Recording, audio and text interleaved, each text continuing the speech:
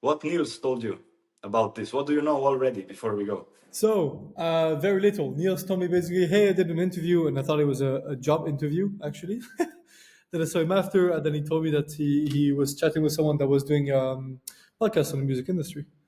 And then he told me it would be cool to maybe join since it was mainly with bookers from clubs and booking agency.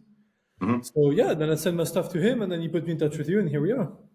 Okay, nice. Yeah. Cool. So are you excited or? I'm excited. Yeah, I'm curious because your podcast basically is born from doing podcasts back home. Yeah. Yeah, we were doing this podcast since 2.5, I think actually, 3 years now. We started doing it in Slovenia. We did it in person, like we rented some studio or any kind of space, and we turned it into a studio.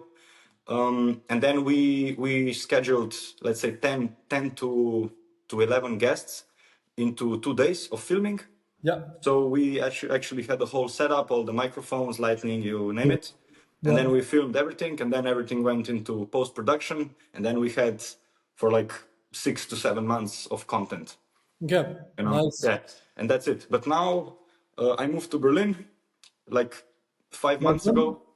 Yeah, 5 months ago, and now we're doing it remotely. Very simple. And we are actually kind of relaunching it after year or something, because we were focusing on doing one mini festival, and then we didn't have the time, or let's say even better, the money, because we really invested into the like production, the microphones, even though everybody was working like still for free, but the equipment, the renting.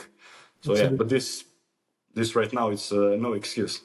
Yeah, that's good. It's also quicker for you to, I think you record like a couple of adaptation and that's it. It's out rather than having to do post production, which takes time as well.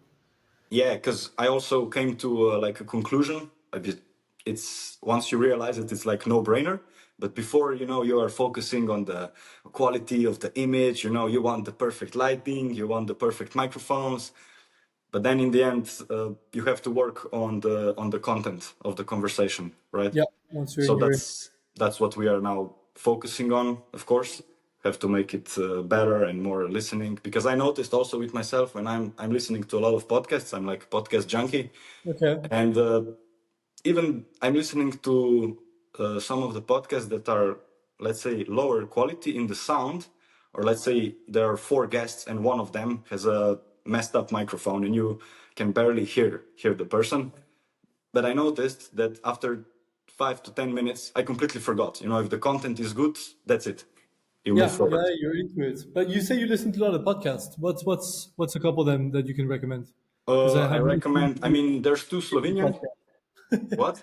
Slovenian. Okay, fair enough. Yeah, there's two Slovenian, like Underdog podcast or Idea podcast. These are the fairly well known. Yeah, Idea is probably the best. And out of the foreign ones, I listen to Modern Wisdom, Chris Williamson, Okay. if you know it. Yeah, so No, that's kind of it. yeah, cool. Yeah, okay. So what's actually the point, like why I invited you? My friend Jurij couldn't join today because they have an event tomorrow in Ljubljana, the season closing. So that's too bad, but I'll say hi to him. yeah, say hi. Hi, Jurij. I have no doubt we are gonna do it again sometime. So yeah, the point of podcast is just sharing some stories of the people that work in the music business. Like, let's say if they are just starting, they are somewhere in the middle of their career, let's say working a few years, or we also try to get someone who is, let's say, very experienced, and we try to get artists, managers, event promoters, whatever, just to share the stories. And the point is to get like as much knowledge as possible and then kind of share it between the community for anybody who is interested. We share some good practices, for example, on how to do events, what's artist management. And yeah, that's it. We all try to learn. That's the very simple stuff. Sweet. Yeah, I think it's a good concept to be honest, especially in a city that diverse. You get a bit of everything. Gives you context. So yeah, how I wanted to structure this a little bit. Obviously, we go with the flow. That's the main priority. But I have a few like topics, let's say, slash backup. First, I want to dive into a little bit. What's your musical background before we get into what you do right now? What's your like earliest memory of, let's say, enjoying music and then that feeling progressing into you realizing maybe I could work in this space? So I have a family which is from a very different background from music. And as a kid, I think the two artists I remember listening at home was Brel, Jacques Brel, the French artist from my dad's side, and Supertramp from my mother's side. But very little music. I did piano for 7 years. I hated every year that I had to do it. It was all kind of like, ruled out. And it was just very organized. And I think that I wanted to do something with music just a bit more free. And I went through high school, specification in math and science, and then I went into university, which was hotel management university. And it's Hotel. there that I started playing and DJing, and it was just about 18. And by doing this, I realized that I really liked it. And then I went to London to do an internship. That was 2015. That was, I think, 19 or so. And those were some of the best 6 months of my life. It was just fully immersed in music. It was an incredible city. I remember going to Corsica Studios and Oval Space, which were the two kind of places at the time. And I came back from that and I decided to stop the studies and go to Berlin to study music business. And I think from then on, it was quite obvious to me that I wanted to end up in music somehow. I've had the luck and chance, then I'll speak about it later, to meet some really great people in this industry that showed me the ropes. But yeah, like I grew up a bit on the fringes, and I think for me it was natural to do something that was a bit different. And I chased this a lot through my career and through my studies, and yeah, this brought me here. Okay, interesting. Can you tell a little bit more about that London experience? What exactly did you do there study, if I understood?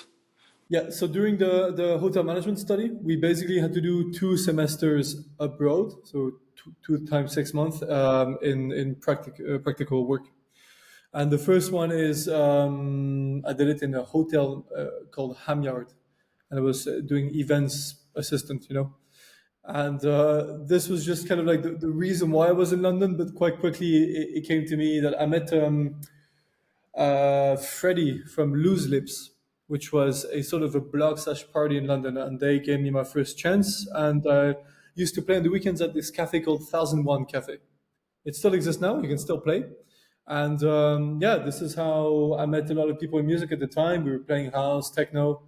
And it was just, when you're young, you can go out, have fun all night, go to work the next morning and do it again. And that's pretty much what I did for 6 months until I had to come back to Switzerland to study. And I continued then to play in small clubs in the mountains because the school was in Crans-Montana, which is a ski resort. It was just under. But there were a couple, clubs with off season. It was very different. But it's there that, yeah, this memory of just going out and staying up all night and going to work and the feeling that you have the next day is stuck with me. Yeah. So how did then the progression to Berlin or move looked like for you? What was it like for you in your mind? What it meant to you? It's funny because I did not know the reputation of Berlin at the time, nor did my parents who let me go there. But I remember in between that time, I went to Barcelona to a club called Macarena, and that was the first club I've ever been to. Before London, and then I went back after. And I remember 2 songs I heard there was Crispy Bacon from Laurent Garnier and Don't Laugh, Laurent Garnier, yeah. Wink. Yeah. And Idris D was playing there, who I ended up working with later on as well. Who? And Which artist? Idris D, who runs DB Artist as well. Okay. And yeah, it was just kind of all these experiences made me think that like I maybe should go to a place where music's very present. And I knew that there was a lot of music in Berlin. I just didn't know how much of a party place it was. I found a music business, Patron Arts basically, and it was BIM London, and the school had a bunch of schools in the UK and one in Berlin. And I figured out maybe just come here. It's a bit closer. London, I already was there, and I feel like it was just a moment in my life that I wanted to move. So yeah, that's how I ended up here. Okay, so primarily you moved to Berlin for like a feeling of wanting to do something with music, but then you also used your education to work alongside with that. Yeah, so I started studying here, and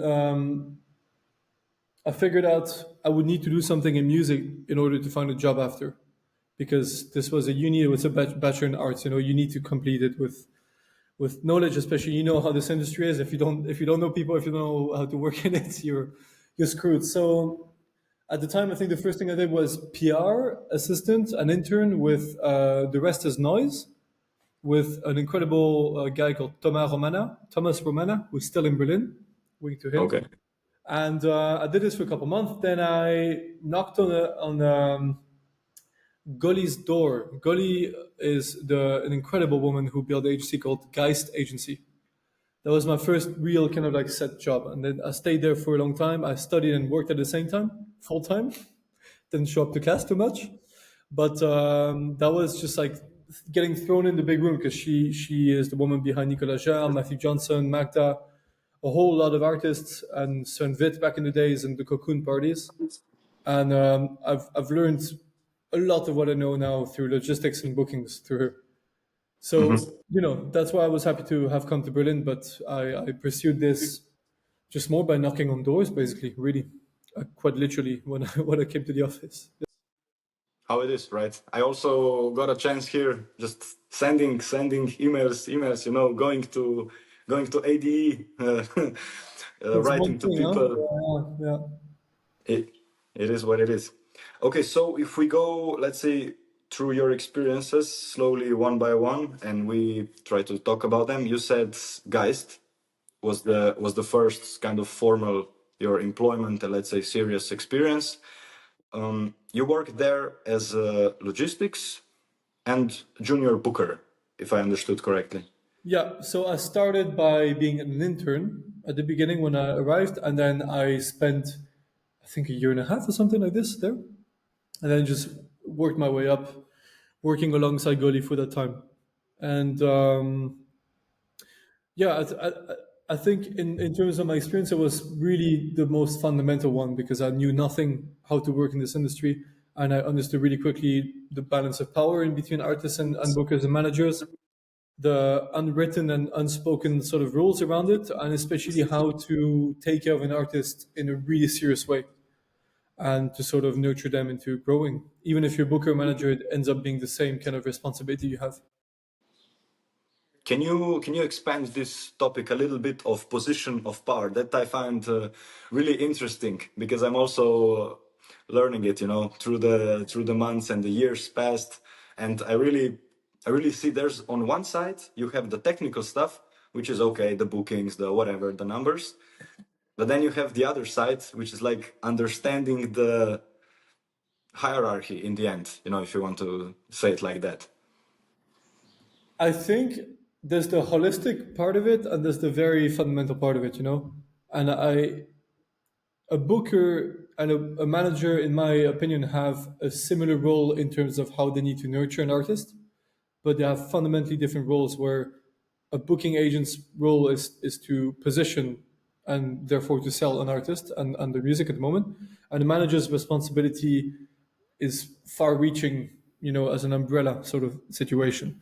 And you oversee all of that, meaning that you have to both be the person that they would call right after the mom if something goes wrong, but you also have to be someone that's very rational and take care of all the structural things, including finding a good booking agent, But I found it that in my experience, and from what I saw directly with Goli, is the time that when you have a manager that works really well with a booker and they see it as being a team together, you end up being in better results, and you avoid the ego nature of this business, which is necessary. If you make good music, you need to show the world you make good music, and for that you need to protect it. That often comes with an ego. But yeah, I think that even though they're different roles, they do have a point of conjunction, which is important to remember. Of course. Would you say that the artist is kind of like if we say it in more, let's say, capitalistic terms, just to make it a little more concrete, would you say that the artist is like the owner, the person of their own brand / company, and then the manager is kind of like their CEO, and everyone else is kind of working just to support this growth? Do you view it also like this? I think you're right with this, but I think there's one thing is I imagine an army, like you have the front of your army, It's the one that's going to take the hit, but it's not necessarily that it protects the core in the end. It has a really fundamental role. And I think as an artist, if you want to evolve and be successful within a market, you need to see it that way too. So I think that your booker is the one that's going to be in charge of that front line and the one that's communicating with the back line and the center. And then you as an artist are the center and need to try to focus just on that. And your manager is the one that will be hand in hand with you on that. So if you fuck up, that means that the core is going to get attacked and you're both going to, So it's all, I think I see it more as here, like it's a plain thing. It's just some people are sometimes in front, in the middle, and you switch. Okay, I find this really interesting. And would you say when is a point where the artists should start thinking about, let's say, getting a booker or a manager, or let's say one person who has the same roles? And let's say, what are some of the common misconceptions? Because some smaller artists think like, oh, I need a manager, I need a booker, and my career will explode. How do you view this? It, de- it, it depends on what type of music you would do. Like, I think if you're into what we used to call the underground, I guess, but what is very sort of niche music, you wouldn't necessarily need a manager because you'd be able to take care of most day-to-day business yourself, but you need a very strong booker, someone that has a good reputation and contacts within that niche because there's not a million contacts in one niche.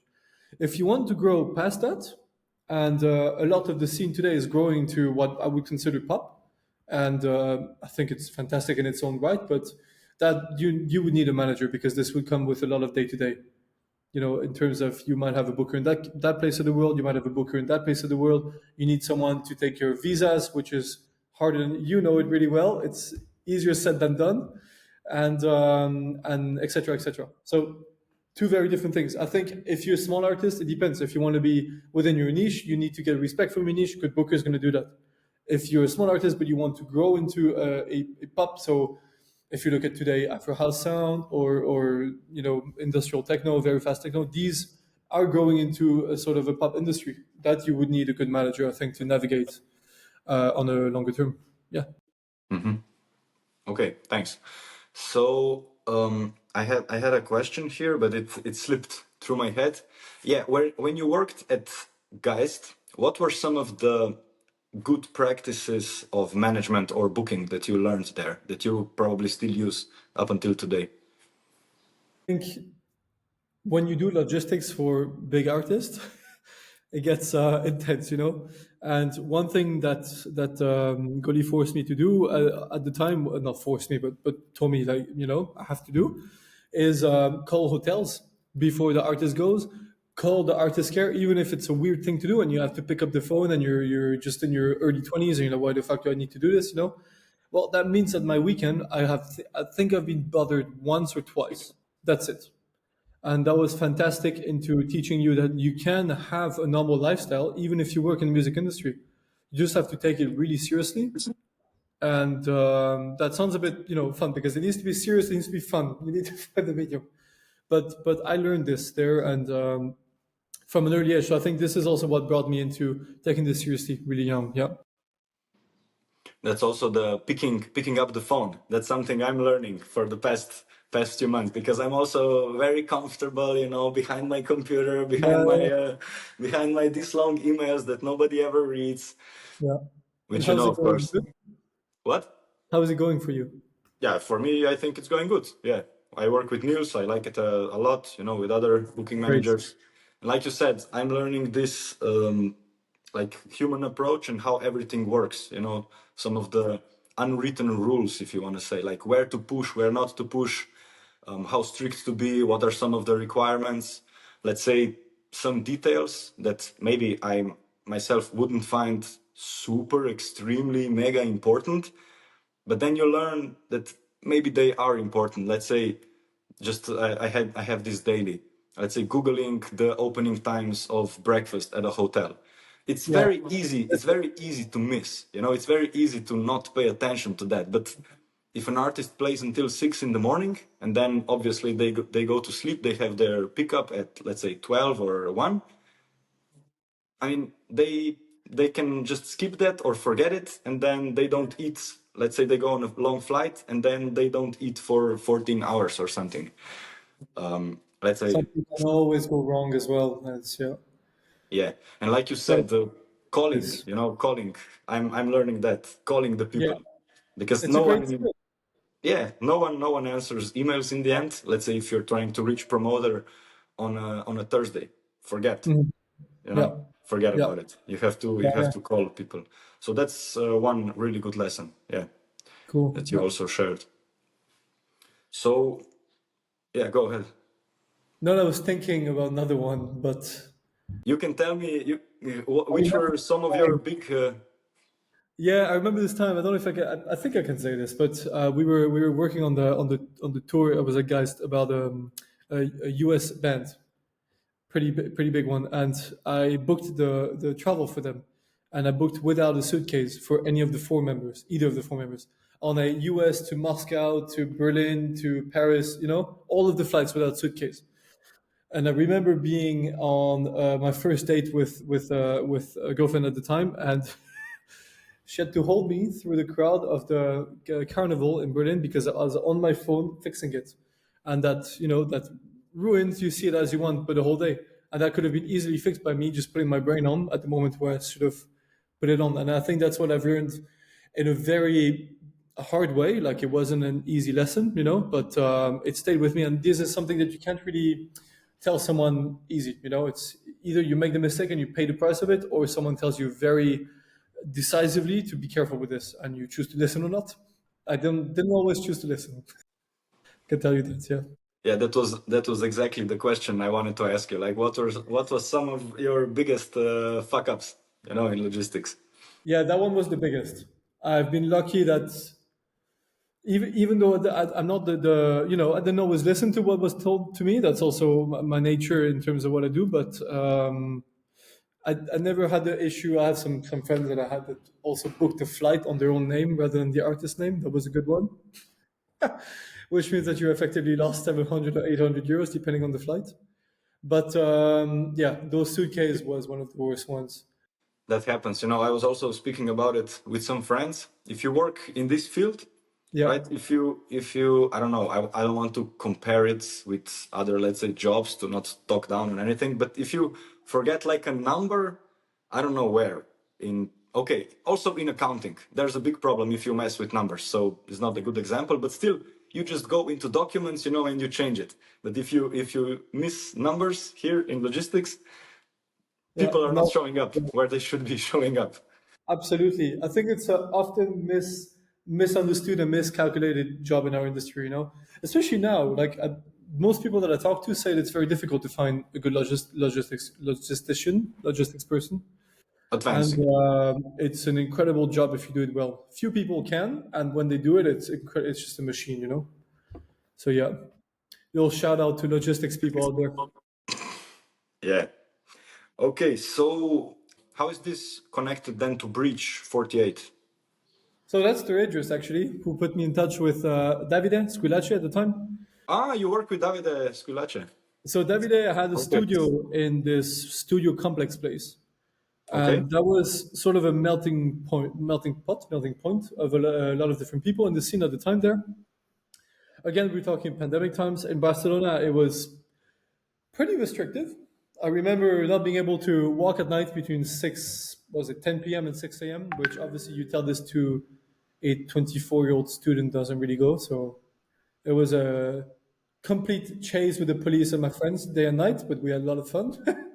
And I was a little bit bored, like when I did my bachelor's, so I wanted to do something in music at the same time. I reached out to Idris. Idris put me in touch with Davide. Davide said, yeah, come along. And this was sort of being part of this studio, I would say more. It was working on some things, helping them organize events. Then we had an event plan. Then the government took another decision that had to go to the trash from a day to another. But it's there that I met some of my current artists, Emitter, Felipe, and Ariana Bekazis, who we did something called viral stream. Actually, it was we filmed some sort of not video clip, but we filmed artists playing music in the basement from a fantastic tour manager, Thomas Falk. That was at the end of the pandemic. So anyway, melting point. A lot of people from the industry. I met a lot of people there. My Spanish got a bit better there. And exit point from there, I came back to Berlin to work where you're working now. Yeah, and how is, if we go a little back, how is Bridge 48 connected to Davide? So Bridge is a complex of studios and a cultural center. That's sort of what they went for.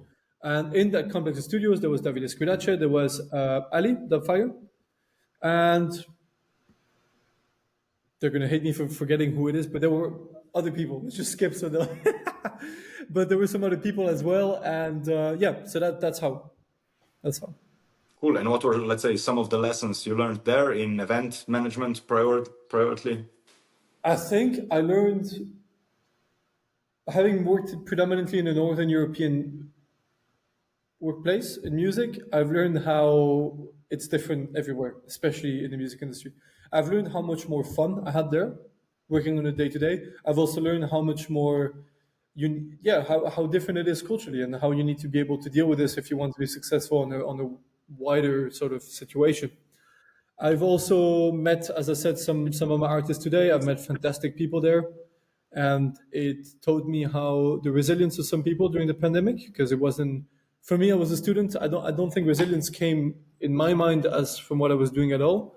I think I was lucky to work with resilient people that still had something to show for during the pandemic and still survived. The cultural center still exists to this day today. You mentioned cultural differences. How would you compare Barcelona and Berlin in the terms of nightlife? Man, I came back here for a reason. I think you're talking about a 4.5 million city, Berlin, and 1 something million people in Barcelona. It's infinitely smaller. It's also a walkable city. You don't really need to take the train ever. Whereas here, well, it takes you 45 minutes to go somewhere when you're crossing the city. Obviously not when you're going next door, but it's bigger. Here, there's more space. You can sort of disappear in your corner for a while. People won't really matter. Whereas Barcelona is very community based, and I think that shows in the club culture. Here, parties are much longer. There's more clubs, and there's a bigger scene than anywhere else I've been, even in London. But something I found in Barcelona that was striking was you would see the same people if you go to the minimal scene, which is quite incredible there. My favorite there, I would say. You'll see the same faces every weekend, whereas here you don't see the same face ever. Well, I also think, I don't go out so much. I go out, let's say, maximum twice per month. So I'm not a raver in a sense. Yeah. Where do you go out if you do? RSO. Nice. Are you going this weekend? No, this weekend we're gonna try the, where. Yeah. Nice. I'll see you there Sunday night. Okay. Yeah. Cool. Hope to do it. And also, I like very much Elze. Yeah, it's. Have you been to the version before they refurbished the roof and everything? Most likely not. It was just outdoors. Now it's fantastic what they've done with the place. Mm-hmm. Yeah, and what I wanted to say is that even if I don't go out so much, I see some faces, that are repeating. Yeah. So it's, let's say, also a niche, but I don't go to so diverse events. Yeah. Let's say I go to techno, and that's kind of my focus. I don't know the other bubbles, trying to. Yeah, there's so many of them. I mean, there's even like a drum and bass scene, which it's been since I moved here that I really want to go take part with it. I still haven't been, to be honest, but I think Barcelona is smaller, but the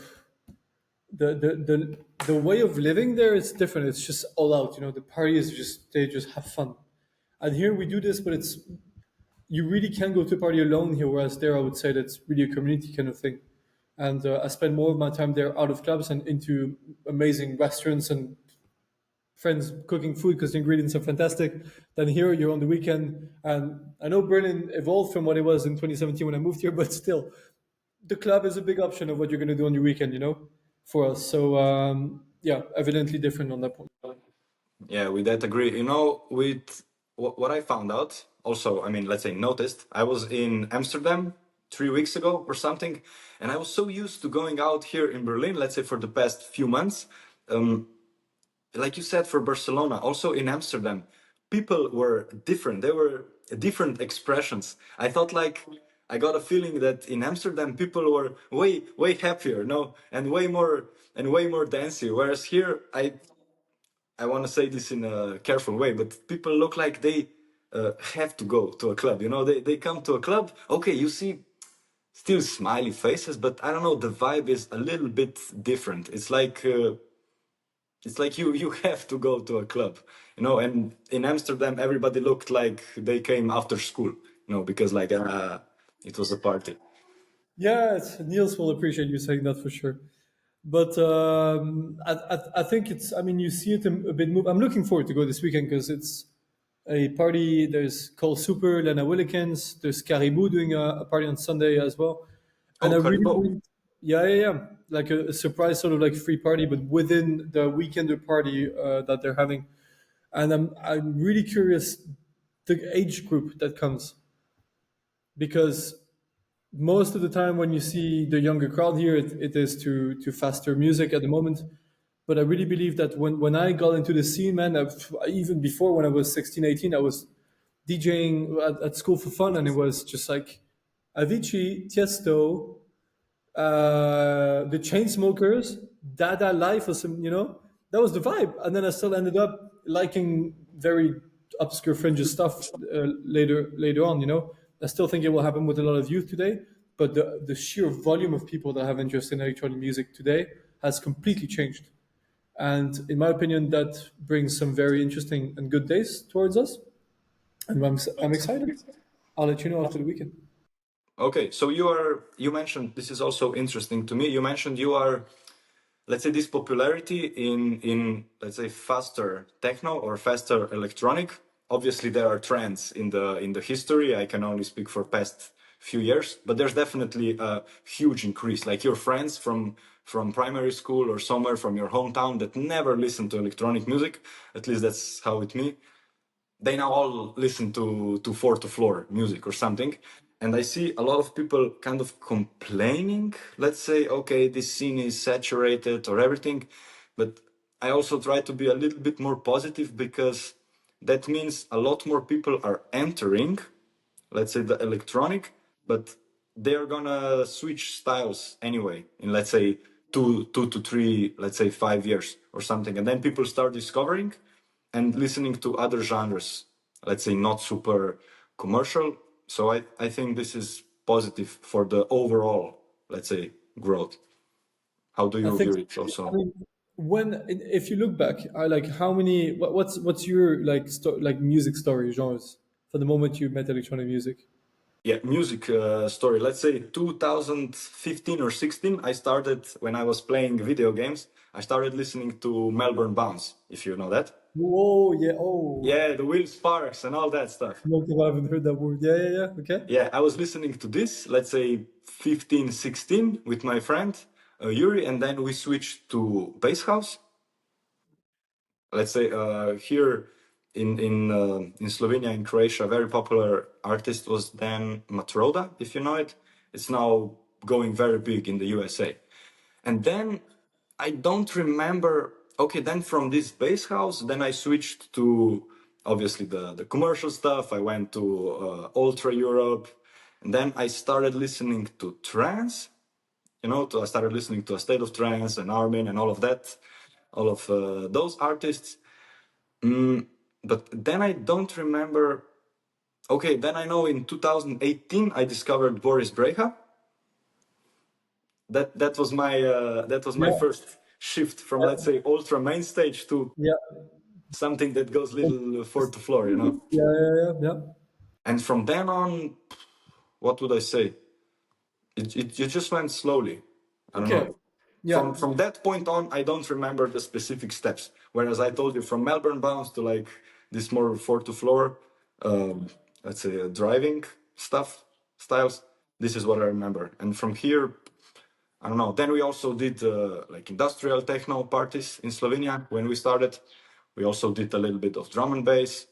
But now Okay. I'm also going in the BPMs a little bit slower, a Yeah. little bit like quote unquote from Good to 160 to see. 40. What? Good. Yeah, I know. But yeah, that's kind of 240, you said. No. Go way low. I'm rediscovering the whole minimal, like sort of Guy Gerber, old school tracks. Guy Gerber's not minimal, by the way, but old school.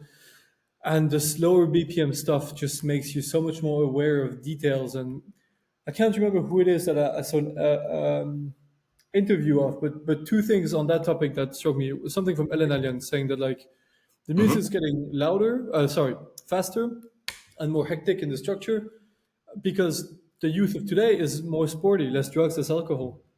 I think you can see that. And it was in my mind when I came to RSO a few weeks ago when it was Sinoid. And it was this just ultra fast, just, I and was also on Sinoid last time. and I think it was Saturday night I went, and you can see how ripped people are, And when I went out, there was definitely not ripped people that were going out, What you mean, like muscly? Yeah, muscly or just like in shape. And Okay. You didn't have this feeling? I don't know. I mean, to what are you comparing it to? How many years ago? Because Well, 6, 7 years even. well, it's hard for me to compare it directly because I went to the festivals, where all the gym bros come. So I've been used to that. But you wanted to say? Yeah, so I mean that was one point, and now I forgot the second point that I had in mind. Okay. But yeah, that other person I saw an interview. I can't remember the moment, but it was a point on saying that like when you take minimal, you take those genres, of slower genres of music in a way, and there's very little movement or changes to the track, way less obvious than just kind of big ones. It means that your brain gets trained to listen to small interjections and movements because there's only very slight changes in movements. You get first it puts you in a trance because you're really in the moment, and it's looped. But also you change your attention span from a normal day attention span where you see a car moving, this, a call, that, big movements, to slight movements and small ones. And it makes you really aware of them. And when you come out of that party, you appreciate smaller things. And someone said this, it's not my words, but I found it to be extremely well spoken. That's one school. The other school is just very fast changing techno today. And it looks like a gym to me, and I found it fantastic. If you want to go to the gym and just come out and have done a workout, you go there. And if you want to get lost in your thoughts, you go there. The diversity is just, I don't remember having this before. And I don't think it changed the quality of music. That's more on us from the music industry to make sure that we keep quality. I got trained by someone that has nurtured artists like Matthew Johnson, like Nicolas Jarre, quality music. So it's possible. First, it's possible to make money with it. I've seen it. Second, it's possible to push good music. And today, that's an art that maybe perhaps got sometimes lost, but I think it's also lost in translation in the moment, But that's why we're here, young people. Yeah. Taking on. Trying to learn, like you said. You mentioned, okay, let's say now we progressed with your experience from logistics, obviously, where everybody starts, to junior booker, blah, blah, blah. And then you became a label manager, or like, what was that when you worked at Fruze? Yeah, Frills. So I came in January 2022, I think. And I joined as a label manager. One thing I omit to mention here is that I run a record label called Junction Records with Matthew. And that was my first music experience. I met him in London. I wrote him a Facebook message saying, hey, I want to work with you. And so from that, I felt like I wanted to do something a bit different and not so kind of like given to the elements, including COVID, as a booker often is. And I ended up getting a chance that was given to me by Aga and Andy at Frills. And I joined to do recorded music management, meaning everything that has to do with the moment you have finished an idea as a song and how it's released, where are the rights going, how do you collect the money, etc. And yeah, that taught me a huge amount. I think this and Goli were really fundamentals into what I know how to do now. Can you take us, let's say, through a process? Let's say now I'm your artist. I've just finished a track. I have a finished track. Look, let's go. What are the next steps? Okay. Well, we need to find your label first, you know. And I think that's often it was the easier point, I think, but for some artists it might be difficult. Some tips on this is never give up. Make a few good songs and just send them and annoy the living out of someone that you really are impressed by. Politely, but do it. Things come to people that, you know, like persistence pays off. And yeah, so you find a label, we put these on the label, you get a contract. Often there's stuff on the contract that you need to discuss and argue, and that's what I'm here for. And then once it's argued that we agree on something, wonderful, we sign it, your music comes out. And then there's a whole situation on how your music comes out, whether it's going to be exclusive on one store, you know, where it's going to come out, who's the distributor, who's the management, the marketing team and the promotion team and the PR, and the budget. So all of this would go through me and a marketing team, which you know at Frills at the moment. And then the music gets released, and music makes money very different ways. There's mechanical royalties, there's copyright, this publishing right, and I think all of this is very important to understand in detail. And as an artist, you're not always able to do so. I think the two main things you need to remember is the composition and the recording of the music. In electronic music, it's very often the same in one person because it's your computer making the music and you. So understanding this means that you will need someone or a person that helps you to collect money. So sorry, for the rights that come from the recording, this goes to a label and this generates mechanical royalties. But these are also generated through your music getting played on the radio, because that radio is playing the recording, but also the composition. So two main routes, you know. So yeah, it's a very complex world that I've been very lucky to learn through AGA as well, and it goes in various companies and etc. etc. Which I don't think maybe getting in detail now is going to help. Yeah, yeah. You mentioned a lot of terms. Let's try to break them down even more, but let's say explain them as simple as possible for someone who's, let's say, thinking about trying to release on some labels, or let's say also existing artists who should pay better attention. You mentioned a distributor. What is a distributor? So the distributor is the partner which will take care of getting your music onto DSPs. DSPs are a digital sales platform, Spotify, Apple Music, YouTube Music, etc., etc. So it's the in between. This distributor also takes care of physical releases, but for the simplicity of now, let's just leave this one on the side. Yeah. So distributor there's a label that signs your music, and then that label has a distribution wing or works with the distributor to put your music out in the shop. Okay.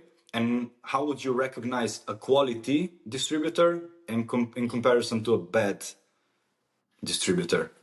Like everything in the music industry, it's subjective. I think that like my best practice on this is make a connection with someone and spend time building your connections with people. It's a tough industry to work in because it's long hours. It's also left to moments. You know, some things happen very not by chance. I don't want to use this word because it's not very the word here, but some happy accidents happen. You might engineer them or not. That's another question. And things move because of that nature. We're all tired somehow, you know, and we all like to work with people that appreciate our time. Connect with people, make them feel worthwhile, and obviously follow advice from people around you. If you hear that that's a good distribution, you know, feel free to listen to that and find out by yourself. I'm not going to name them here because it's subjective. Yeah. Yeah, of course. Okay. Yeah. Then we mentioned royalties and a few types of royalties. Can we go slowly over this again? Yeah. So when you make a song, you have two main ways of looking at the right structure of it. One is the recording of it, and one is the composition of it. So if you're a singer-songwriter artist, the person recording the actual end result might be a session musician, whereas the person that wrote the song might be you. And that means that there's different ways to collect this. Yeah. Okay, so someone is the person who, let's say, created the idea of a track, of a song, of anything, and then let's say the second type of a person is the person who is playing it, if I understand. Yeah, I think yeah, it's really composition and recording. Okay. Yeah, and the composition is the composer, the recording is the people involved in the recording of it. As simple as that. That's the simplest part of it. Then it gets very kind of mix match, and I recommend to anyone to. There is a link of a course that I can send you. You can put in the YouTube description Okay. on Of course. this. Yeah, but yeah, these are mechanical royalties come from the recording, and then copyright comes from the composition, underlying composition. Okay. And let's say an artist is interested in kind of fixing or organizing their music catalog. How would you do that? Let's say I start working with you now. I'm your new artist, and I didn't think about it a lot in the past. And now I tell you, hey, look, you know what you're doing. Let's organize my catalog. How would you approach that? I think one thing that's important is the metadata. Like all the like metadata is your name, the name of the track, the ISRC, the unique code of the track, the EAN, which is the barcode of the release, things like this. So I would make a discography sheet with all of that in, including record label contacts that you released on, and just make sure that everything is at the right place. Sometimes you have two, three Spotify profiles, and you're able to just sort of merge this. So I think that's a good housekeeping to do before any release that you do. Just go check that everything's up to date, the bio is up to date. There's no mistakes into the name on some tracks. Your track isn't on someone else's profile when you have a name that's used. All these like that. That's just like basic things that anyone should do and can do. What I would do then as a manager is it depends on the situation and the artist and where I want to take them. Okay, so you've been to Barcelona, you've been to London, you partied a lot, you worked as a logistic, blah blah blah. You worked with music rights and stuff. And how did you then start working like on your own as a freelance artist manager that you do now? So I think I was at the point I was 2023, and I was at the point kind of thinking what would be the next step that I wanted to take. And I am someone that really believes that artists, if you give them the right nurturing, can grow really far. And I wasn't necessarily feeling that I could really do this by being part of a company, meaning that it wasn't necessarily directly what I wanted to put out. I couldn't just decide of what I thought was good for an artist directly. And the best way to do that is going independent. And I had a good understanding at the time of how to run stuff that I had from Idris at the time. And with the umbrella knowledge of the record label, the rights, music rights, and booking agency and logistics, I felt it was the right moment to take a dip and see what's up. Yeah. Okay, and where are you right now? In Berlin, in Kreuzberg, precisely. In Kreuzberg. Yeah. Okay. I'm in Oberschöneweide, if I say it correctly. Nice. More to the south. To the city, 45 minutes minimum. Okay. And what were some of the lessons that you learned? Let's say you thought when you started, okay, it's going to be like that. But then when you started actually on your own, being in the playing field, what were some of the hits or challenges that came? I think you need to learn to be everywhere all at once, and it can be very stressful at times, and you need to learn where you want to put your efforts. And I think that's also in that perspective, when you work in an agency, it's more difficult to put yourself in the shoes of an artist. And when you then become a independent, then you are effectively very similar to an artist in that regard. You need to do everything yourself, and it gets you much closer to the artist. Whereas when there's no limit to what I have to do, where an artist has to do, and I think that it gets very evident when you're an artist manager. If someone didn't do their job well, you're not going to be able to hide behind anyone else. You will have to do it yourself. So that teaches you two things: is hire or work with better people, so you make sure, or work with people that are more suited to what your needs are. Let's say there's no better or bad. and also learn to have patience with yourself and others. Would you call yourself sometimes? I sometimes call that myself like a professional friend. It's a good one. I had babysitter in mind mainly. My Okay, artist. yeah, but this is the most used one. Sorry, guys, but yeah, I think no, but it's true. Professional friends. I think it also brings on the theme of friendship in the industry and professional friend. You know, all of that. And that was probably the biggest challenge. Again, you don't have a boss to hide behind. You're the boss now. You know, but also you're a independent, so you don't feel like a boss really because you're not going to boss yourself out of bed every morning. Oftentimes, you get woken up by the oh shit, I need to do that. You know. But I would never exchange it for anything. It's been some of the best year and a half of my life, the busiest by far in every aspect. But I've grown as an adult and as a person. I'm 27 now, so I started when I was 25, and this Okay. was the perfect timing with this. Yeah. So are there any other ways apart from that, or let's say go hand in hand with the trust? How do you, let's say, manage relationships on a day-to-day basis? Let's say, how much are you in contact with your artist? How does that look like? You quickly become. I text them probably more than anyone daily.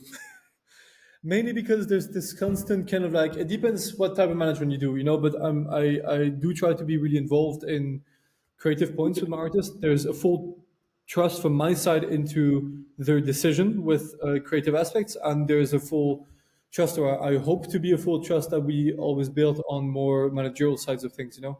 But it doesn't mean that we're not up into each other's business often, and that comes from a constant need to reevaluate yourself in this industry.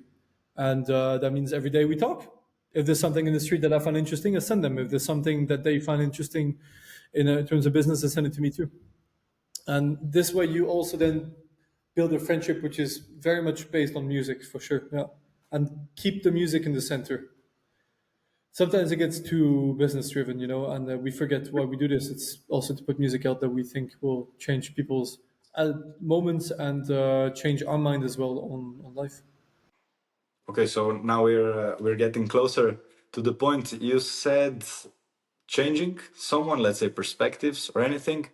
What's your, but I don't want to get too cliche here, but what's your why? Like, why do you, tomorrow you're gonna wake up, why are you gonna be an artist manager? What makes you wake up? What's that feeling that makes it worth for the long hours and the stress and fights in the end, whatever? Like I think for me, it's like music's always here. You know, if I think especially sound, and it's something that has been ever present in my life and has helped me through moments, good and bad. And I listen to music 24/7. So for me, it's kind of a no brainer. Of like I don't ever think of doing something else. Actually, I wanted to cook, and I still really like to cook. But Okay. sorry, back to the topic. I think like music is the core of what I do, and I felt like in the end, if I was a DJ, which I was at some point, and I still do for fun, I'm one thing. I can go in one direction. That's how I saw it. It can be different for others.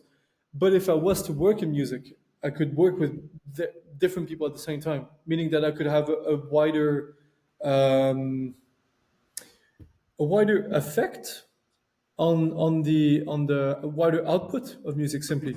And I am never tired of how much music I hear. I'm never tired of the diversity of it. Even though there's some types of music which are not my thing, I still think it's fantastic the fandom and the creation that there is around. I saw Fred again played a stadium tour. Yeah. A first stadium show, and this was the loudest sound system in American history. Just the fact that we can do this around one person performing, and it's full of 70,000 people. It doesn't matter whether I like it or not. It matters that that happens, and that fascinated me since I'm a kid, and I always just wanted to do that. Yeah, I never really understood how and what, and I still today don't know exactly where I want to be when I'll be older. But I know that I'm really in love with the work that I do every day, and with being surprised and having curveballs thrown at me constantly, whether it's by my artists or partners in business. You know, I think that's the beauty of life. It's an ever-changing story. Music is the soundtrack to it, as cheesy as that sounds, and I love it. Yeah, and I want to return the question to you because I'm curious why music and why the podcast as well. Why do I do? Like you said, which is the feeling that makes it worth it? For me, it's like the first moment entering the club.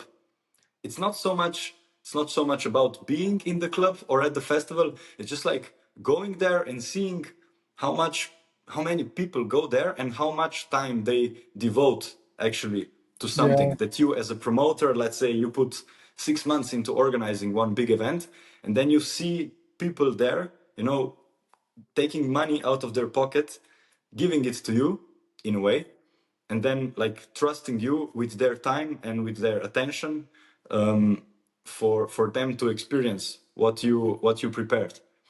This is for me. Let's say if I go to an event, I see people there who are enjoying, see the faces, and this the appreciation of, let's say, their time. And now that I'm working in logistics on the agency side, okay, it sounds like office and boring and whatever, but you mentioned before that's a huge thing, being appreciated. When artists text you, then, hey, thanks, this was really like good taken care of, thanks a lot.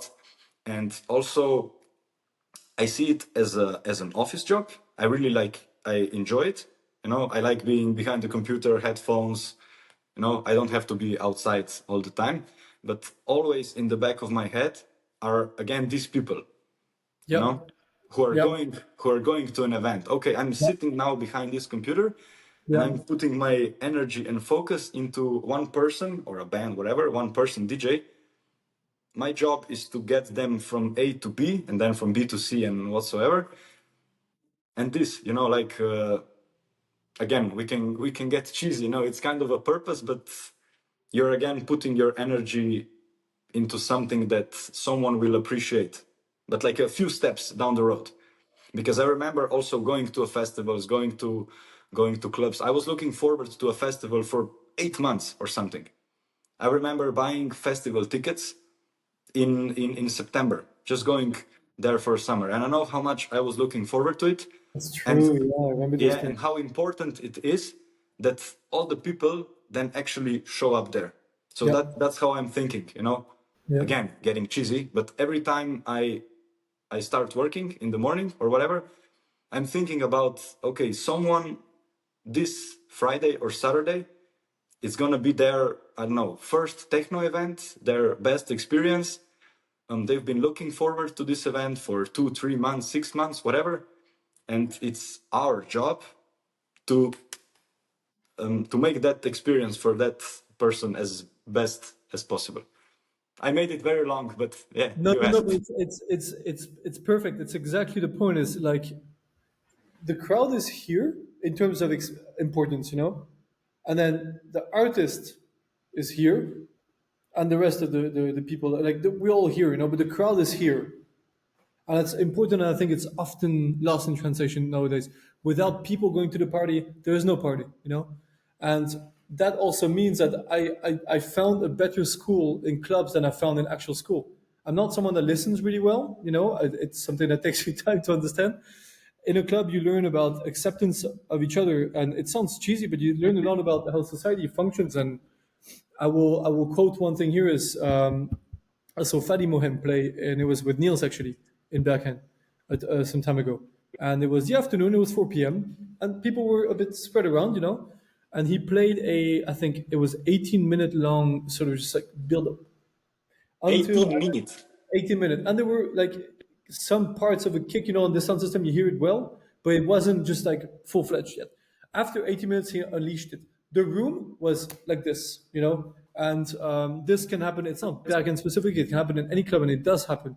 And that knowledge and dedication to it is exactly what we are here for. And again, it's someone within a niche, but you could see that everyone had learned a lesson, and without having spoken to the next person, you connected with them. That's the beauty of music and the beauty of electronic music, in my opinion, which makes me every day so happy to do the job that I do. And yeah, it's about the people, as you said. Well, I have no better question to answer this. I mean, to end this our lovely episode. The time is also running out, Yeah, so I would like to really thank you. I enjoyed a lot.